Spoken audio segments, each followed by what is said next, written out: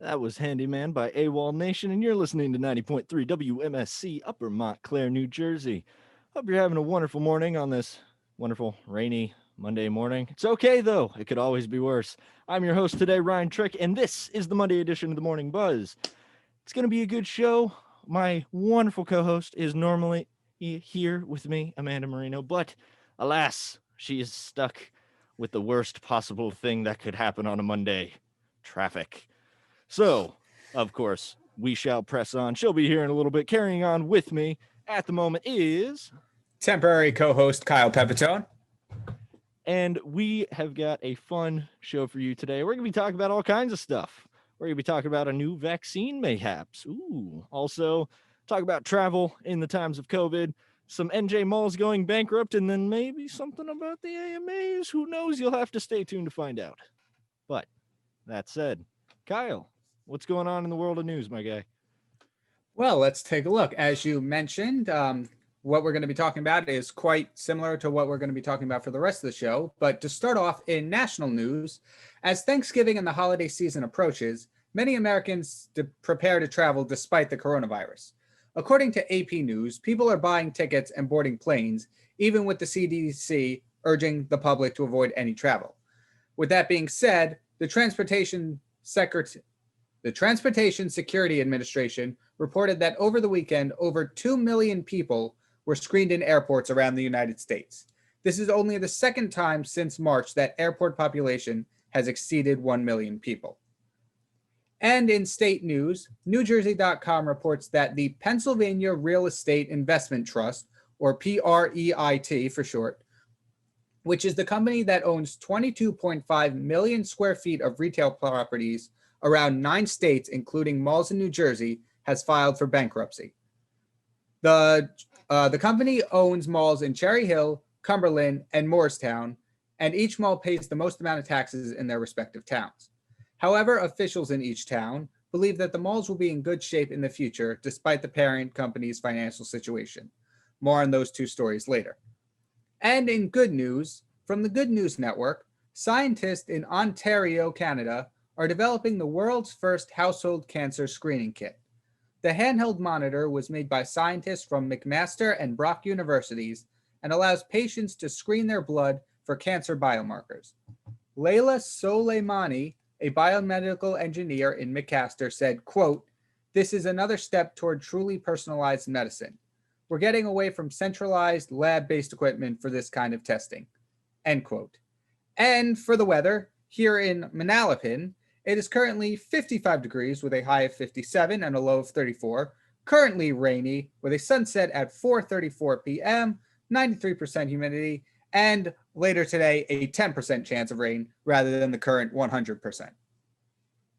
Thank you very much, Kyle. And of course, here in Upper Montclair, New Jersey, it's about 54 degrees with a 100% chance it is currently raining outside. Later today, we are going to have about a 70% chance on average, though, with a high of 57 degrees and a low of 36. It is just been raining like nonstop, man. I can't deal with the rain. It's like I feel like the Great Flood is coming again. It's been raining all the time. Yeah, at this point, it needs to turn into snow. That's what I'm saying. You know, if it's gonna be cold, here's my 2 cents on it. If it's gonna be cold, I would rather it be snowing than cold and raining. Right. Like, yeah, don't exactly. give me 30-degree rain. Just give me snow. I don't care if it's snowing in July. Just give me snow rather than cold rain. Yeah. You know. I mean, with circumstances, I guess even if it does snow, there's no possibility of having a day off from school anymore. Yeah, exactly. And it's kind of interesting talking about that because I've been thinking about that, and I talked about that with some people in one of my classes. Is the whole idea of a sick day, calling out sick from work or calling out sick from school, I feel like is totally going to change. Yeah, I know. Because of the pandemic. Like, the pandemic proved, hey, the world can work from home. Yeah, I know. It's really crazy. So the whole, I feel like I'm going to be telling my kids in 30 years, back in my day, when you were sick, we didn't have to go to school and show up. You could have faked a fever and stayed home all day or whatever. Not that any of us have ever done that ever in our lives. No, Right, I Kyle? have not. Yeah, definitely not. None of us. I made it a thing to not miss a day. Wow, crazy. Yeah. Kyle's a good student, ladies and gentlemen. You heard it here first on the Morning Buzz. But we're going to get into our first story for the day. So this is a big one. I'm very excited about this. Speaking of the time in medicine, and actually, real quick before we I want to point out. So the Good News Network story, Kyle, that you said is awesome. I really do think that is the future of medicine, is not just advanced medicine, but at-home medicine, Yeah. especially for cancer. Yeah, like medicine that pertains to each individual person rather than this is the problem, here's the universal solution. Yeah, exactly. And like we said, speaking of medicine, we are getting into our first story. So the vaccine for COVID-19, we've been hearing about a couple ones. We heard about Pfizer's vaccine proved, I want to say, what was it, 95% positive. And then the one from Moderna came out a few days before. They released a statistic that said theirs was 94.5% positive. Yep. This is, I'm going to say also in the line of good news. Very much 100%, so. yeah. So AstraZeneca is a company based in the UK, I believe. They said this morning that late stage trials showed that their COVID vaccine was up to 90% effective. And not only that, that's not the best part about the story. So AstraZeneca is the third major drug company to report a potential COVID-19 vaccine because the world is anxiously waiting for one, right? Right. Now, the interesting thing about the Pfizer and Moderna vaccines is they have to be stored in ultra cold temperatures. There are two things. So they have to be stored in ultra cold temperatures, which makes it a little bit harder to distribute and ship out and stuff. Right. Not only that, but they were actually going to cost a little bit. So Pfizer's vaccine was going to cost about $20 a dose, and Moderna's was estimated somewhere between 15 to 25. The best part, in my opinion, about this Oxford AstraZeneca vaccine is the fact that they literally pledged they will not make a profit on the vaccine during a pandemic. They reached agreement with governments and international health organizations, and they're putting its price at about $2.50 a dose for when their vaccine comes out. Now, again, at the moment, it's 5% less effective during their tests, 5% less effective than Pfizer's, and about 4.5% less effective than Moderna's. But that's also almost 10 times cheaper. Yeah. That's awesome. I think, yeah. I think this is great. I don't know about you, Kyle. I've been waiting for a vaccine for a while now. And I know I think we all have. Yeah, But I think all our listeners have, definitely. Yeah. But this is I didn't know about like all this stuff, like the vaccine, like there are several different companies making it that like a certain company is pledging not to make a profit off of it. I think that's really good. Maybe one of the best. Well, I mean, the vaccine itself is good, but like the fact that they're not making a profit off of it and it's not going for like $30 is a really good news. Yeah, and about this whole thing. Yeah. Well, let's kind of be honest with let's have everybody be honest with ourselves here for a minute. As much as we all want this vaccine, and as much as the drug companies want this vaccine to stop this global pandemic, I mean, the pandemic has like annihilated most of the world's economy, Yeah. and killed a whole heck of a lot of people. Nearly 1.4 million confirmed deaths from the virus at this point.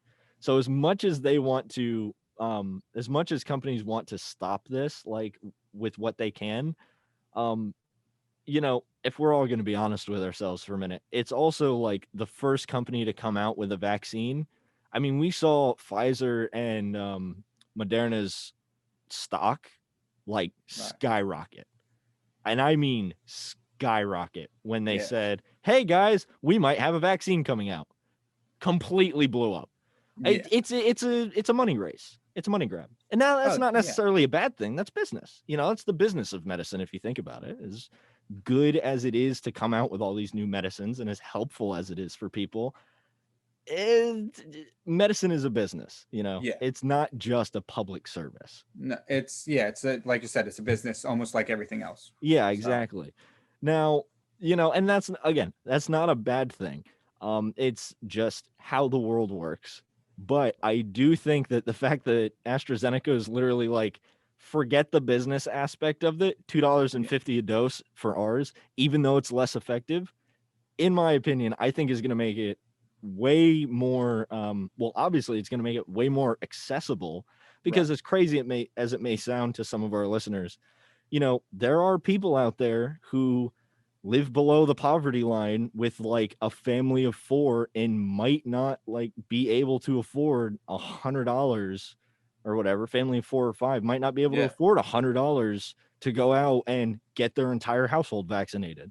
So the Right. fact that like there might be a vaccine that's only $2.50, that's pretty wicked, I Yeah, think. that's really good. And Yeah. it's only, like you said, it's only 5% less effective than a vaccine that's already 95% effective. So you're still 90% effective, which those are really good odds.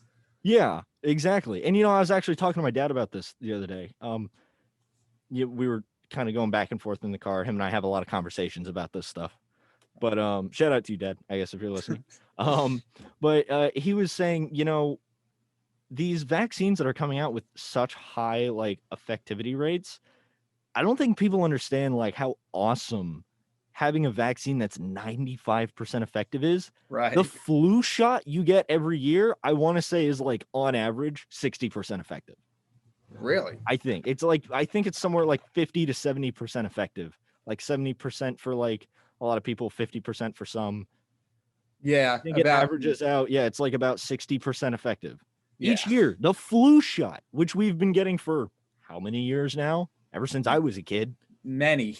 Yeah, and granted, the flu strain obviously changes and adapts each year, but like on average, comparatively, the flu is something we've known for a while, despite the fact that it changes all the time. Each year we have to the flu shot. That's why you got to get like a new flu shot pretty much every year. Yeah. Because it's different every year. But Yeah, if that's 67% and this is 90, yeah. that's Like an insane jump. if the worst one on the market is 90% effective, that's awesome. Yeah. I mean, for something that we know, let's all be honest, we don't know anything about this. Scientists have literally said, our world's top doctors have been like, listen, we're still figuring stuff out. Right.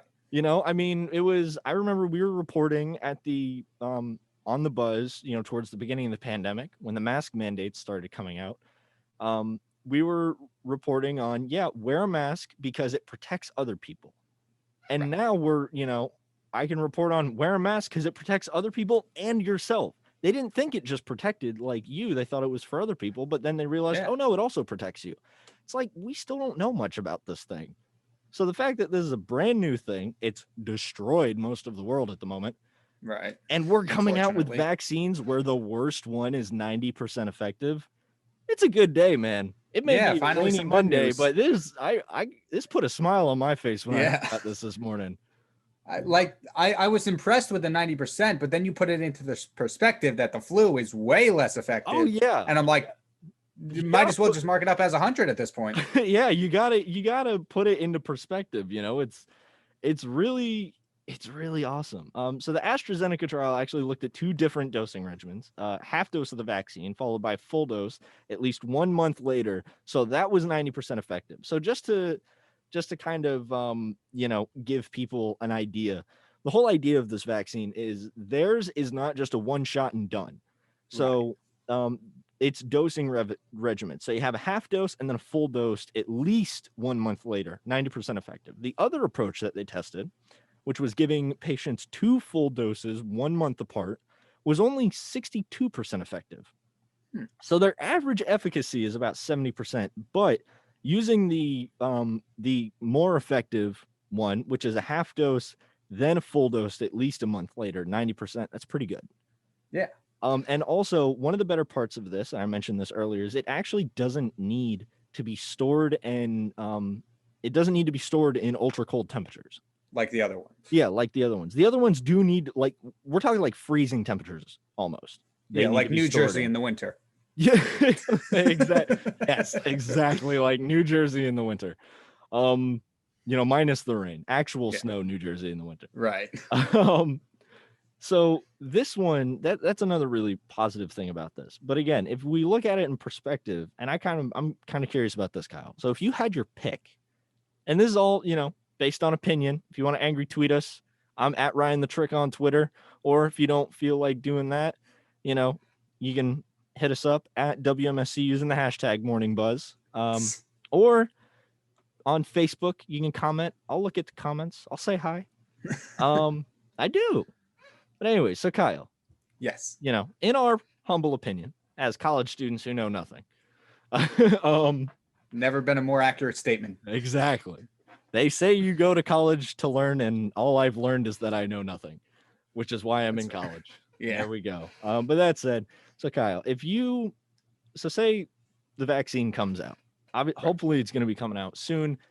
Just to remind people, whatever vaccine comes out, first responders are getting it first. Please don't get all up in arms when you don't get the vaccine as soon as it comes out. We need the healthcare workers to have it first. And hopefully it comes out. As that. Yeah, hopefully it comes out soon too, with the flu season coming up. Yeah, I think a lot of people, and I actually can proudly say I estimated this at the beginning of the pandemic. I think people are estimating a publicly available widespread vaccine in spring. Yeah. As far away as that is, I like to think, hey, I guess that at the beginning of this, I said it's going to take about a year. I'll probably find the episode somewhere in the archives.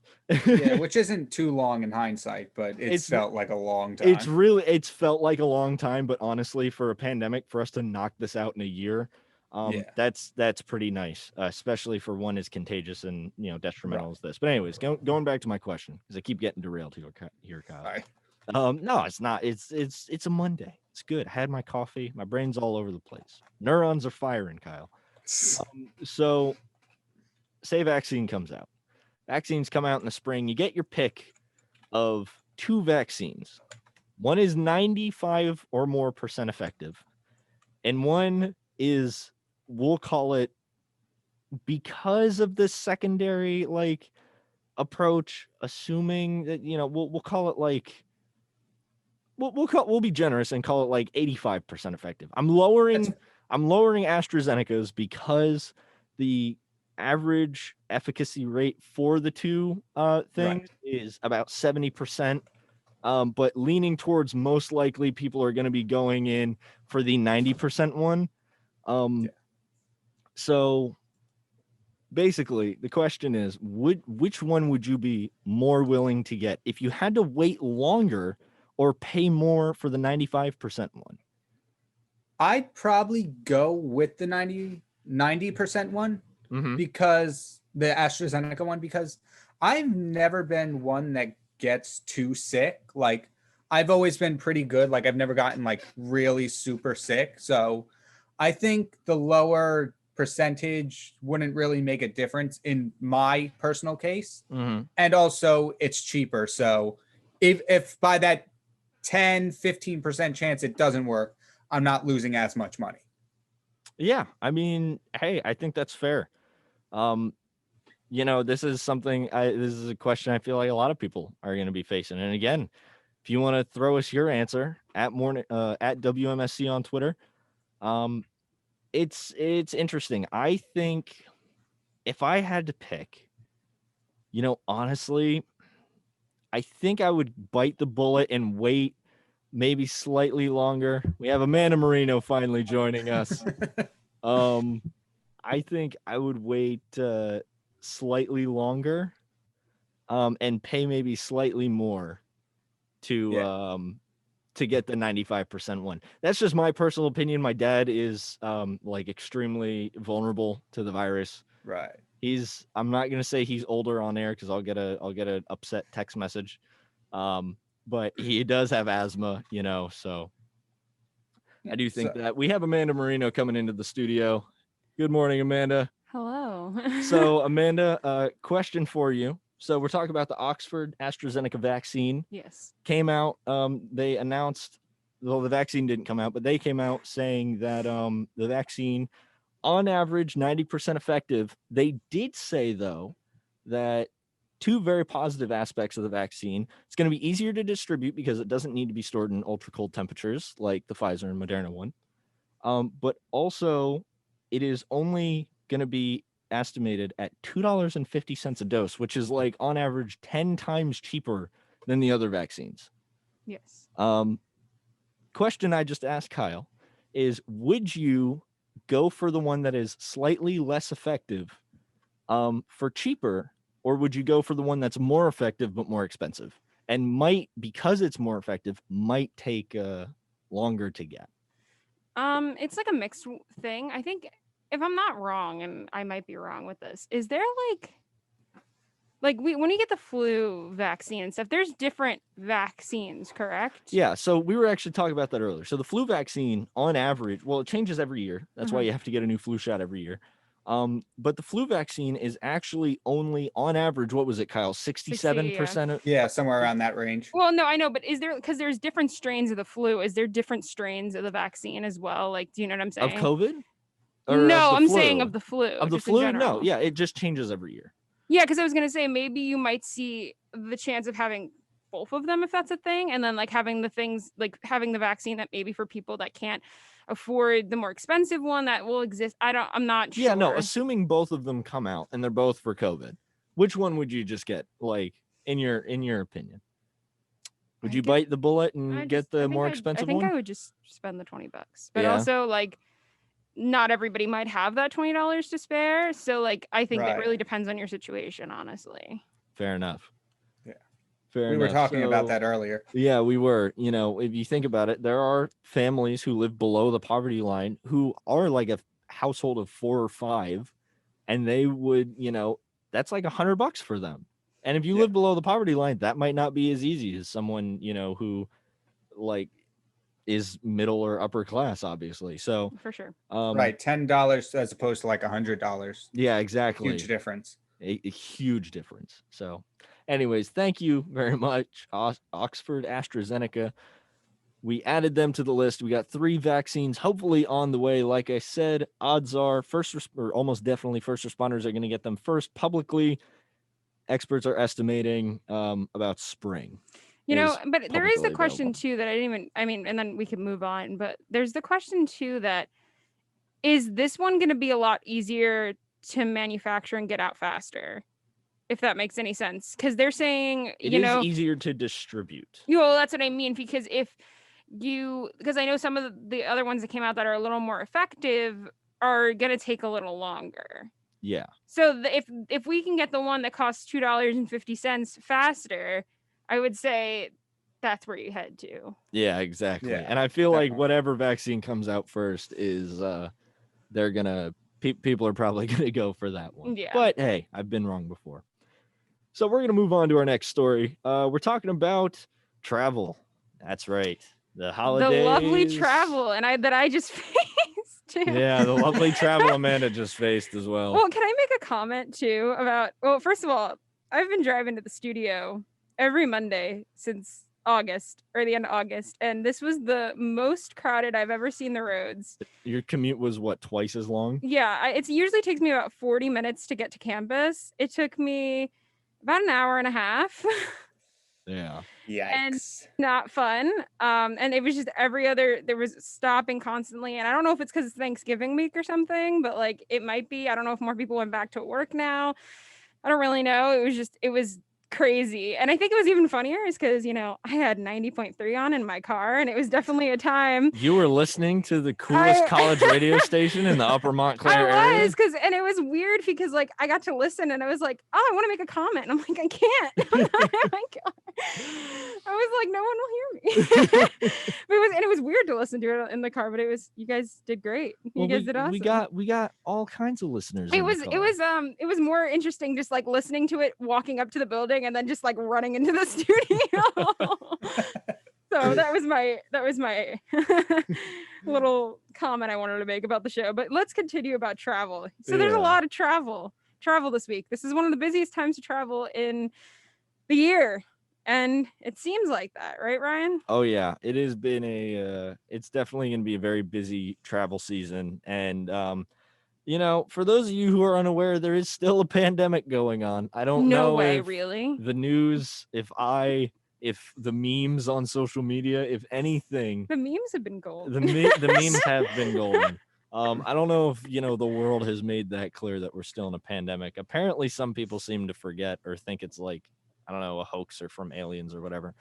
But No, the aliens are laughing at us. yeah, right the now. aliens are laughing. Look at those Earthlings.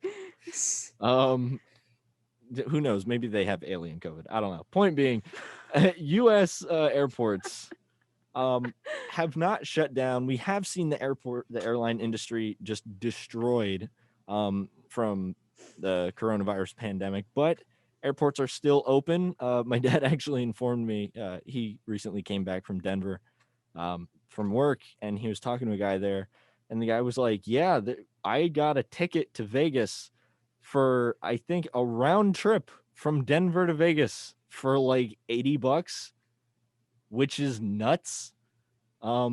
So airline tickets are cheap right They now. were cheap at the start of the pandemic too, because when everybody didn't really know a single thing about this, people were like, "Let's just go, like Yeah. go on Yeah. vacation, take a trip."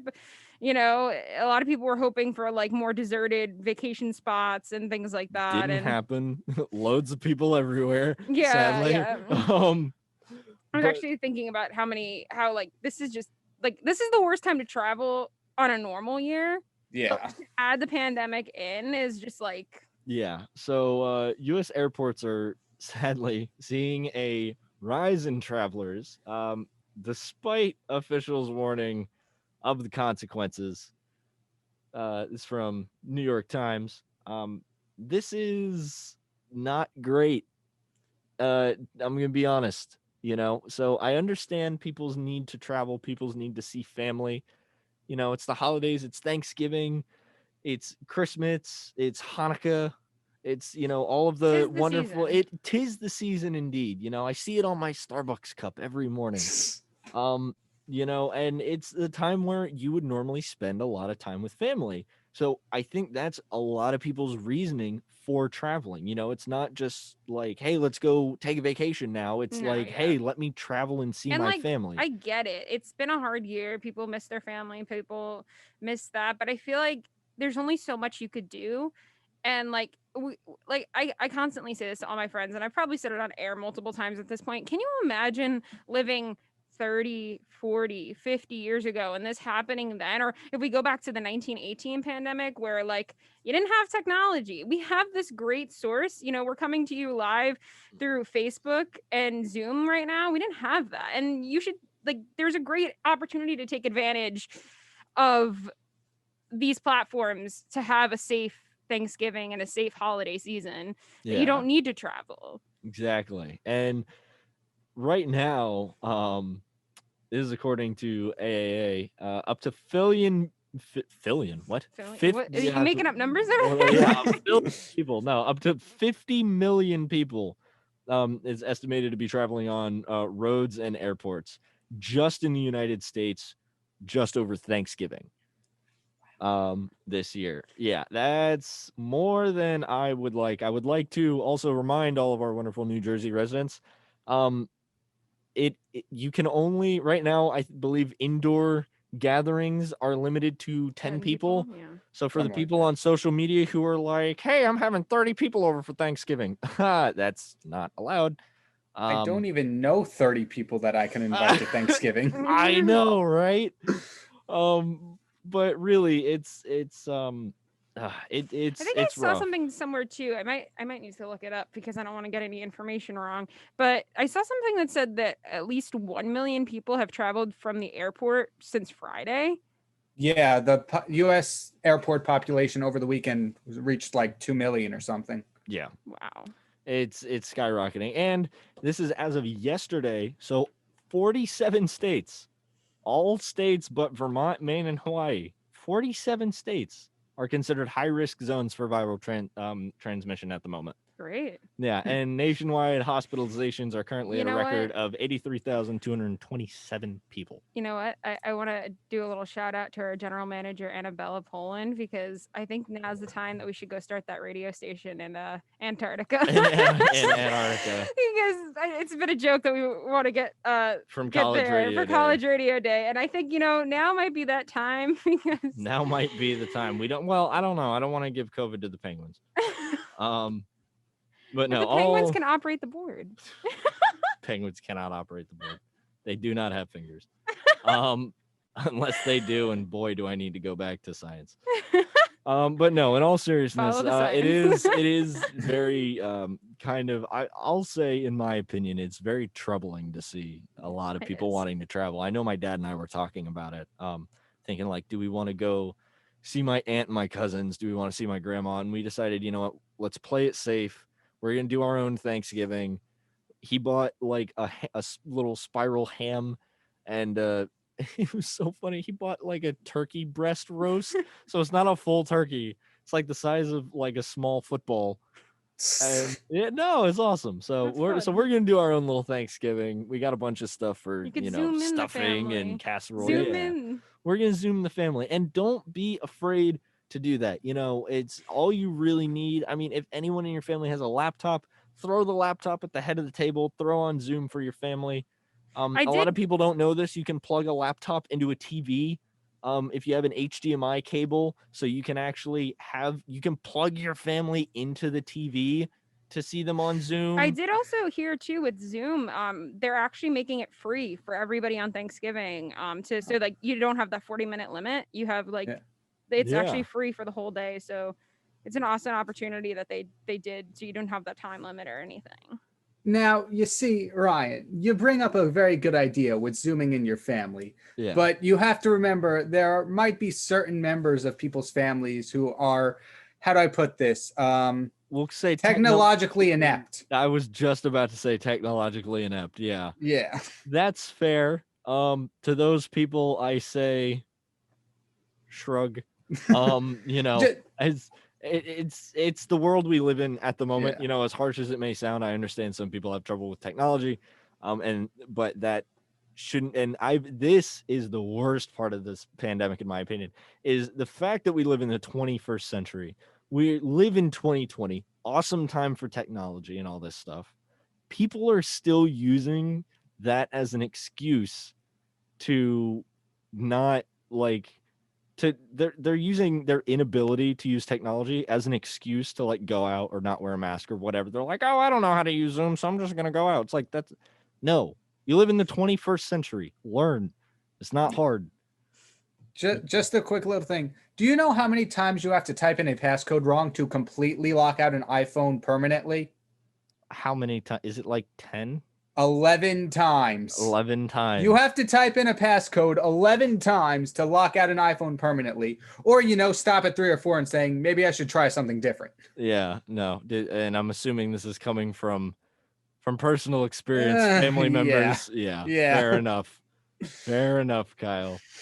So please, give the gift of learning to use technology for the holidays, for also, Thanksgiving. As a reminder too, please be kind to people that are working in these times. There are people that are still providing you with food, working on holidays. I'm working on Thanksgiving.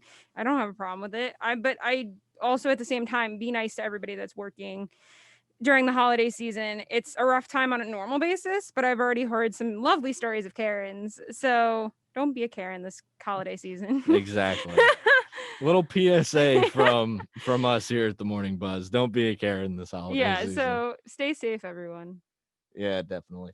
So before we move on, we are going to take a short little break here on the Morning Buzz. This is 90.3 WMSC, Upper Montclair, New Jersey. When we come back, we might be talking about some fun stories and stuff. The AMAs happened last night. We might touch on that a little bit. Also, Guitar Center, everybody's favorite guitar centralization store. I don't know. Apparently, they filed for bankruptcy. We'll be talking about that and more coming up here on the Morning Buzz.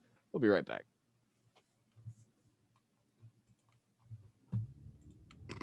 Mom, are you eating a yogurt while you're driving? You need both hands on the wheel. I need to get the most important meal of the day. Mom, since when do you have a TikTok? How are you making a TikTok while you're driving? You're driving with your knees. Renegade, we going viral. Wait, are you getting a tattoo? When did he get in the car? Hey, When did he get in here? This is There's Doug. no outlet. He's a professional, so it's okay. Doug, we should go out. Are you on a date? In the car? When did a table get in the back seat? We've always had this. We're on the road. so, you got any kids? I'm right here. No. I can't believe this. It's not just your life on the line when you're driving with your kids. It's theirs and Doug's. Put the distractions away and keep both eyes on the road. Hey, we're To the Skyline, and you're listening to 90.3 WMSC, Upper Montclair, New Jersey. Attention, attention. Thank you. Now, we all know why we're here. Every November, these inconsiderate Americans slaughter our brothers and sisters for their Thanksgiving feasts. And for what? And for what? To fill their stomachs? How many of our brothers and sisters must die for their holiday? How many? Tell me! It's time to fight back. We can't be subjected to this anymore. We've got to gather our numbers and... Oh no. Run! Ah! From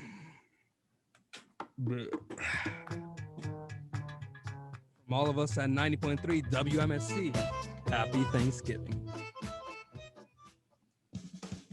Hey listeners, if you love our content on 90.3 WMSC, you can follow us on social media to stay updated on our radio shows, sports events, giveaways, and so much more. You can follow us on Facebook at WMSC 90.3 FM, Instagram at WMSC Radio, and Twitter at WMSC. So we hope to see you on our social media platforms. Thank you from all of us here on 90.3 WMSC. And we are back here on the Morning Buzz. This is 90.3 WMSC, Upper Montclair, New Jersey. In case you just woke up or just tuned in, welcome to the show. My name is Ryan Trick. I'm your host today, joined alongside my wonderful co-host. Amanda Marino. And zooming in on our virtual studio, here we have... The demoted co-host, Kyle Pepitone. Yeah. Sorry, Kyle. Sorry, Kyle, you've been demoted. Ah, But don't worry, there's always room for promotion next semester. Now we love having you here, Kyle. My words don't words good today, but that's okay. We're gonna carry on nonetheless. So we got some kind of little bit of sad news. I'm gonna be honest. Guitar Center, you know, all the musicians out there. We put this in the WMSC Discord we have, and a bunch of people were all sad about Kyle it. looks pretty sad right now too. He looks like he's like contemplating life. I was always planning on learning how to play guitar, and now I can't. I mean, you still can. You can just through YouTube tutorials. Yeah. So Guitar Center is filing for Chapter 11 bankruptcy.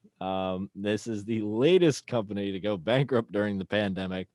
The company, the 61-year-old company, might I say, yeah, crazy, is the biggest musical instrument retailer in the U.S. They've been trying to stay afloat during the COVID pandemic by offering virtual music lessons, but they are forced to close a lot of their stores in March during nationwide lockdowns, and they've struggled to get customers to buy instruments. They currently have 269 locations, many of which are actually in malls that have also been struggling, even long before COVID. It's important to note before you continue that when I first saw this, I was like, oh, wow, I guess nobody was really buying anything during the pandemic. But they were struggling before the pandemic. It just happens that the pandemic kind of like put them on that edge that got them to Chapter 11 bankruptcy. So it's important to note that businesses like them and some other ones that are going bankrupt during this time wasn't complete fault of the pandemic. It was actually kind of happening beforehand. It just got worse. Yeah.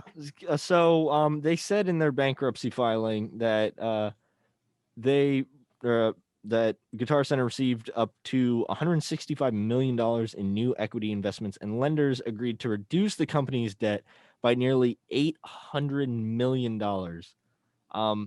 That said, they still had to file for Chapter 11 bankruptcy. The company is going to continue to stay in business during the bankruptcy process, but they might not be able to capitalize on the holiday shopping boom that we're definitely going to see. So the interesting thing, people who don't know this, when a company files for bankruptcy, that doesn't mean, hey, they're shutting their doors completely. Chapter 11 means they're currently going out of business. They are not out of business. Starting to shut down some stores, like things like that. Things like that. Now, I guess we were talking about the holidays earlier, people traveling. Something interesting. So apparently, more than a quarter of Americans, roughly 28% of Americans, actually have said that they're going to spend less on holiday gifts this year compared to last year. This is from Gallup in a new poll that they had, which is crazy. I mean, like, listen, we live in a very money-oriented society here in America. It's a capitalist, society, kind of, Yeah. to be quite honest. It's also, But it's like also the holiday season. It's like where you buy. That's where you spend money. I It's know, where a but lot I of think it's like businesses that- make a lot of money is it's during the holidays. that weird thing, because I know even like I was thinking about I'm like, what do I want for Christmas this year? And I was just cleaning out my room and stuff. I had a lot of things that I just like threw out because it was like I don't need it and nothing. And other than like some clothes and stuff, I don't even know what to ask for, because it's one of those things where it's like I don't really need anything. Usually I ask for like concert tickets and theater tickets, and that's not happening anytime soon. I remember I got concert tickets last Christmas and I never got to go see that concert because of COVID-19. Yeah. But my point being, like, it's like one of those years that it's like I feel like a lot of people got what they needed during the pandemic because they were like bored, so they bought things. And I know I think out of pure boredom, that's why we're seeing people like just go shop. Like I saw Target packed. Besides buying Christmas decorations and stuff, I saw it packed because I think people are just bored and they're going out and shopping. Yeah. And they're just buying things. And I think by the time Christmas rolls around, people are like, I don't know what I want anymore. I don't think I need anything. I think kind of, I'm going to disagree with you here a little bit. I think the main reason we're actually seeing less, like a huge drop in spending, one, obviously the economy tanked. Lots of people lost their jobs. People all are that too, yeah. unemployment rates are still at like record highs. But also, if you think about it, like we said, holidays are usually a time where you gather with your family, have a whole big maybe family gathering if you can, or gather with your friends or whatever, and you buy gifts for people that you see. And people aren't really seeing each other as much this year. Travel is, listen, even though we're seeing a huge boom in travel when we, in my opinion, shouldn't be, it's still less than it was in previous years. I think you also have to remember though that it's definitely like other areas where the economy would do well, they're not also, if that makes any sense. And that's like what's not, like I said, with the whole concert and theater venue, that's out. So nobody's buying those kinds of tickets or anything. A lot of people that are immunocompromised or don't want to travel sometimes they would book a vacation at Christmas time, or they would go with their family and that would be what they would buy a gift on, or whatever that the case is. So I think that's also has to do with it as well. Like, you know what I mean? Yeah, definitely. Right. Yeah. So I don't know about you, Kyle, what your plans are for the holidays. I am curious. Are you one of these people who thinks that they're spending less this year? As somebody who hasn't really ever spent anything before, I guess there's not much of a threshold to go by. Fair enough, Kyle. Fair enough. So mathematically speaking, it's a question mark. Got it. Yeah, I don't think you can go any lower than 0. Yeah. I don't think you can, unless somebody pays you for Christmas. Who knows? I'll take it. Who knows? I don't know. What about you, Amanda? Are you spending more or less this year on average, do you think? It's about the same, I think. About the same? About the same. I'm still seeing the same people. I don't want to seem like I'm having a gathering. I'm not. But I've been seeing my family this entire time. So we're still gonna gather. We're only like 5 of us, so it's 5 of us total. So yeah, I don't. I buy for the same people. So it's like I don't really like have anything else to buy for. I have a very small family to begin with, so I don't really have this whole extended family I have to buy for this cousin and this person and blah blah blah blah blah. Like, so I'm about spending the same. There you go. So I think on average, I'm probably part of the percent that is spending less this year, okay. just because I'm not seeing as many people. Mhm. You know, Well, still that gonna, makes sense. Yeah. yeah, you know, I'm gonna buy for my dad. I'm gonna buy for close people, you know, I've been spending time with during the pandemic who I know have been staying safe. Mhm. You know, might send some gifts to my friends like normal, but I think on average as a whole, probably spending less this year. If you feel like you're spending less or spending more, again, you feel free to comment. We're on Facebook Live at the moment, and you can tweet us at WMSC using the hashtag WMSCBuzz. But that said, we're gonna move on to our final story for the day. We're gonna get fun. We're gonna Did you get lighten the mood a fun? little bit. Yeah, we're gonna lighten the mood a little bit. AMAs. Heyo. I don't know. I'm not gonna lie, I didn't even know they happened Didn't until I even know. saw this. I Fair saw a enough. commercial, and that's about the extent of what I know about it. I mean, but I've said this multiple times, and I think you all agree with me when I've said it. Do we care about award shows? Like, we'll talk about it, but like, what are your thoughts on award shows? Like, to begin with, do you like? I've always find that they're rigged, and I don't really. That's why I don't really care as much. I usually just care to watch the performances, if anything. From like, you know, when we watch like the Oscars or we watch like any music award that they like have somebody coming out and performing. I always think that's super fun.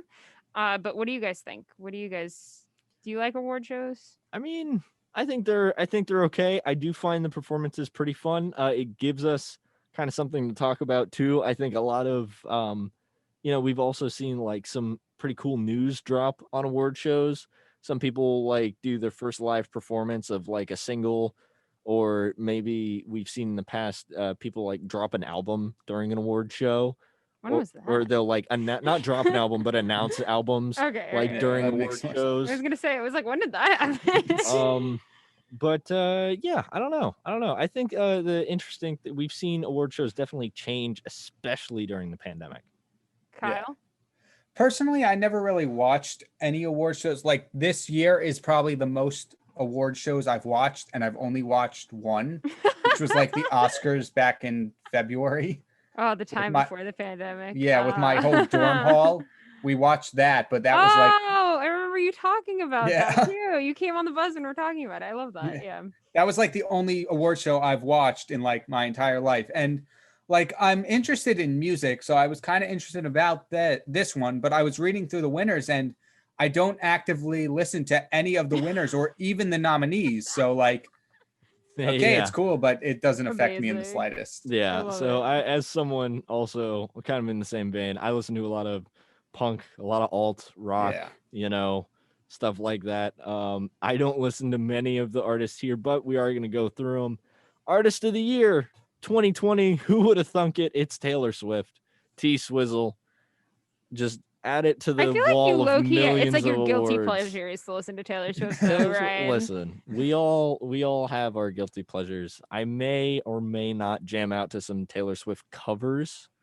It's very popular, I've noticed, in like the pop punk world. No, he's lying. Yeah. He listens, No, he it's listens true. To just No, don't he's know. right. all the I time. Prevail does a cover of Blank Space. Yep, and that's the one that I usually listen to. It's awesome. Anyway, before we even get to Um, the list of winners and things, so a lot of people must think, so how did they pull it off with, like, you know, 2020 COVID, you know, all that stuff? How were they safe?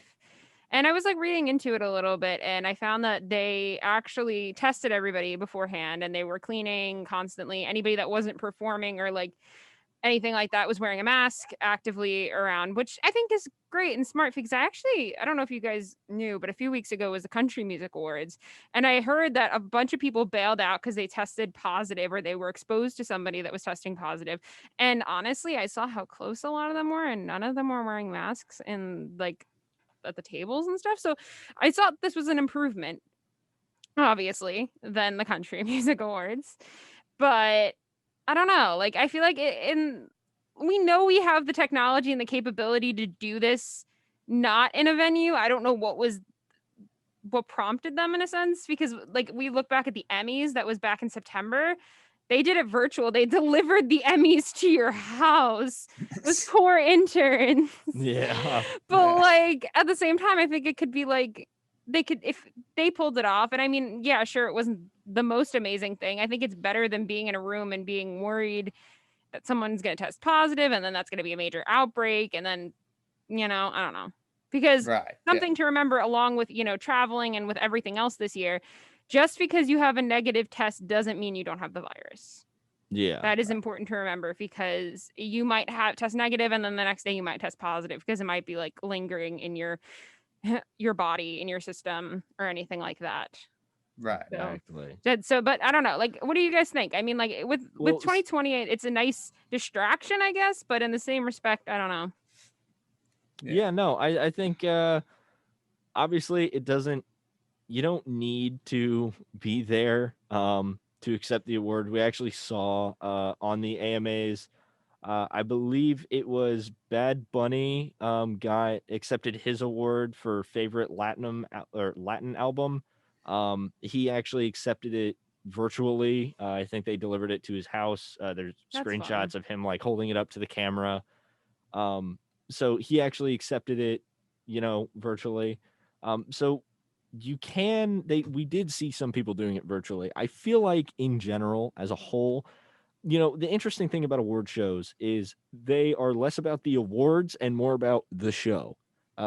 People typically will watch the award shows, I want to say, for for the performances, for the speeches, for the fashion, things like that, the what is it, the red carpet like show that a lot of the entertainment news channels will do beforehand. It's really kind of about the showmanship of the award show rather than just the awards. Oh, for sure. So I think that's a big part of it, and it's kind of hard to do that if everything is virtual. So that part I do understand. I do appreciate that you did say they had testing, which is, we've been seeing that in sports too. People are getting tested, especially on a regular basis, on a regular basis. Especially we've seen it in the MMA. The MMA has been testing like nonstop, and their fighters and their teams are all in like this crazy bubble. I guess my feeling is, as we start to progress to become, well, at least if we feel safer in like bigger bubbles than just like being in our house and stuff, I feel that like, I don't know, like, I feel like we should still be making sure we're being cautious. And that's why I feel like if this is not absolutely necessary, which it's not, because you could still progress, take it to live to air without being there, I feel like it should be done that way. Do you know what I mean? Because I know what you mean, but again, like I said, I think the point of an award show is not for the awards. Oh, I know. But like, I feel like even when we've seen other performance shows during 2020, we've seen people just, all the performances were in different venues, like, and they were in different spaces so that like people weren't all gathered in that same space, if that makes any sense. And I know you said there was mixed performances from being remote and from being live and whatever. I saw that as well, but I don't know. I feel like I don't know. I feel like you could have managed to do performances somewhere else and still get the whole show. But maybe that's me being like a downer on it, but that's just my thoughts. That's fair. I don't know, Kyle. I think it could have gone either way because, like you said, there was a lot of testing and people were being, not the people themselves were being sanitized, but there were people cleaning around. Yeah, there are people sanitizing. Yeah. Yeah, I think they. Here, let me just rub some hand sanitizer on your arm. Close your eyes. Yeah. Exactly. But I think they handled it in a good way. But yes, to be even safer, you could have done virtual. So it's, I guess, a toss-up for me. I'm not against them doing it the way they did, but if they wanted to be safer, there were still other options. Yeah. Definitely. I mean, I guess the good thing would be like there's definitely good contact tracing, I guess, because then you would know everybody that was there. Right. So if anybody does become positive at some point, you know basically everybody that was there. Yeah. So that becomes a little easier, I guess, but still, you know. So we will let's get into the list of winners We're not going to go over all the nominees. Sorry, we're just going to go through the winners. Ryan, we just want to hear your guilty pleasures that you listen to on a regular basis when you're not listening to funk music. So Incorrect. Do not listen to Taylor Swift. definitely listen to Artist Taylor of the Swift. year, Taylor Swift. New artist of the year. I'm gonna butcher this. Is it Doja Cat or Doja Cat? Doja, I think. Doja Cat. Okay, Doja Cat. Collaboration of the year. Dan and Shay and Justin Bieber for 10,000 hours. If you are a longtime listener of the station, you might know how I feel about Justin Bieber. Moving on. Favorite pop rock female artist. Wait, Ryan, you don't listen to Justin Bieber? Who'd on have a thunk normal- it? Taylor Swift again. Favorite pop rock male artist, Justin Bieber. Again, no, I do not listen to Justin Bieber on a You regular don't basis. have baby on your I as your ringtone? I would literally rather use a dial-up phone than have that as my ringtone. Favorite pop rock duo or group? Who'd have seen this one coming? It's BTS. Huge. Which I heard they did a remote performance. They did, yeah. So you can do the remote performances. Also, granted, they're a K-pop group. I don't know where they're based out of. So if they are based in Korea, that probably helps that they're doing a remote performance. It's like we're gonna travel. So they don't have to in. fly out. Yeah, exactly. Yeah. Granted, again, I don't know where BTS is based. Favorite pop rock song? Dua Lipa, Don't Start Now. Favorite pop rock album? So excited for this one. It's Harry Styles' Fine Line. That's an award I can get behind. And then favorite rap hip hop female artist, Nicki Minaj, Now, I'm just going to say something real quick. Is it me, or do all these pop rock awards seem to be, very pop and not rewarded to the rock. pop category? Well, yeah. Yeah, absolutely.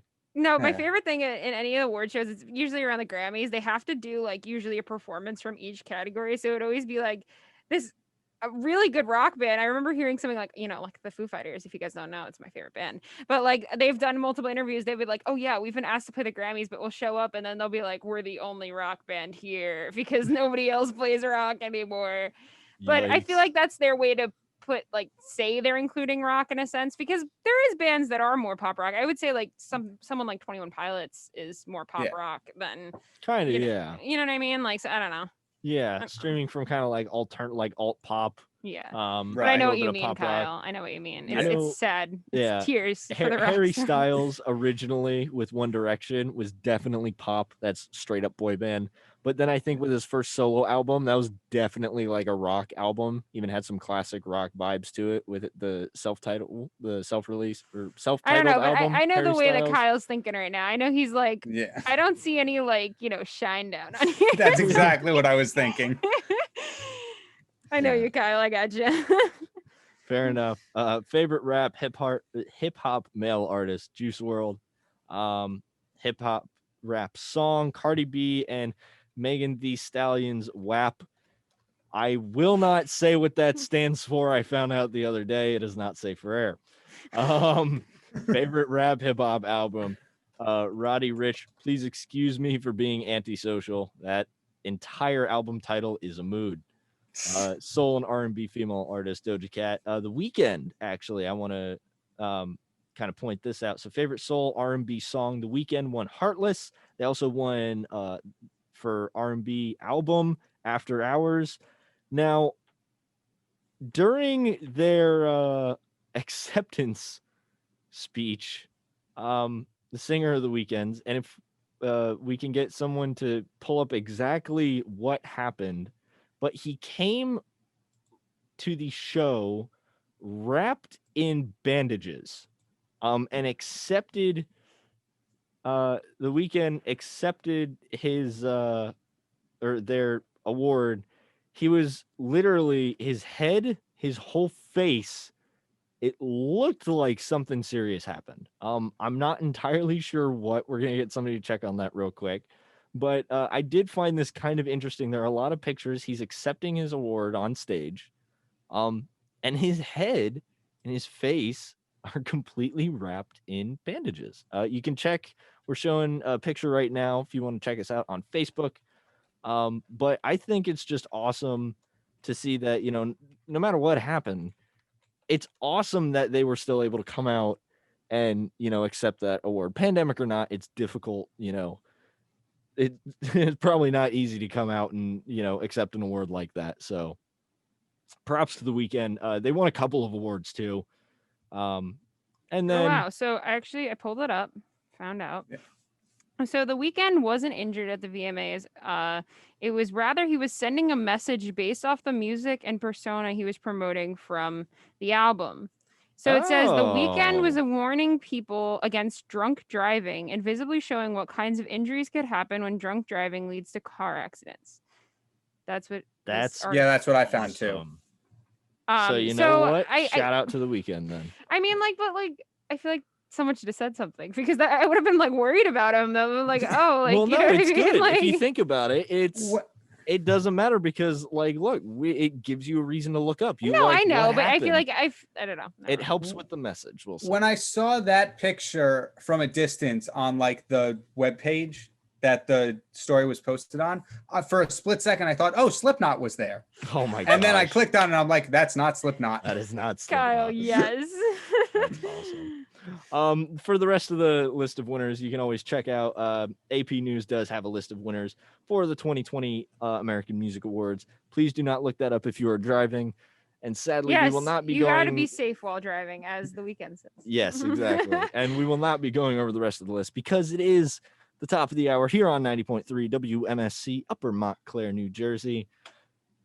It is the end of the show in case you just woke up or just tuned in, but don't worry, you can find more Morning Buzz if you want to go back and listen to the show. Each episode is posted later that day on our YouTube page at, I think it's 903 WMSC on YouTube.